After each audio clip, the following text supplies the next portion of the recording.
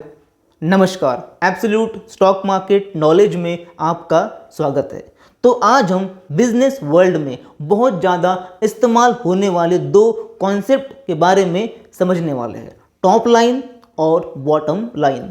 तो जब भी हम किसी कंपनी के बारे में, बिजनेस के बारे में पढ़ते हैं तो हमें सुनने को मिलता है कि भाई कंपनी की बॉटम लाइन गिर गई, टॉप लाइन बढ़ गई। लेकिन बहुत से लोग ये नहीं जानते हैं कि भाई ये टॉप लाइन होता क्या है, बॉटम लाइन होता क्या है, टॉप लाइन और बॉटम लाइन में फ़र्क क्या है, इनका इस्तेमाल कब होता है और क्यों होता है, ये सब कुछ आज हम समझने वाले हैं।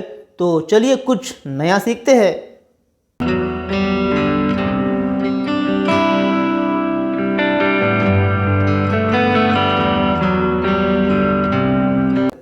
टॉप लाइन और बॉटम लाइन, इनका संबंध कंपनी की कमाई और मुनाफे से होता है। तो समझते हैं टॉप लाइन मतलब क्या होता है।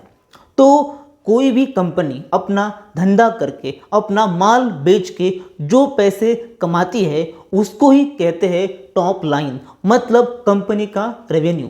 कंपनी का माल बेचकर जो पैसा होता है उसको कंपनी की टॉप लाइन कहा जाता है।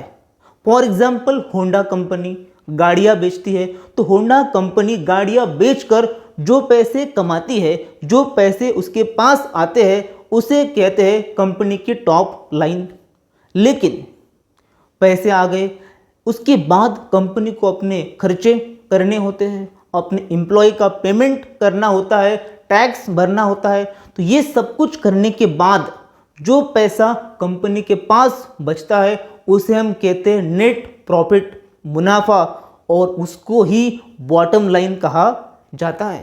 तो आगे से कोई कहे आपको कि भाई कंपनी की टॉप लाइन बढ़ गई तो कंपनी की कमाई बढ़ गई, लेकिन कोई कहे कि भाई कंपनी की बॉटम लाइन बढ़ गई तो कंपनी का मुनाफा बढ़ गया।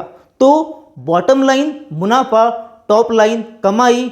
और क्यों बैठे हो म्यूट, सब्सक्राइब कर लो एब्सोल्यूट।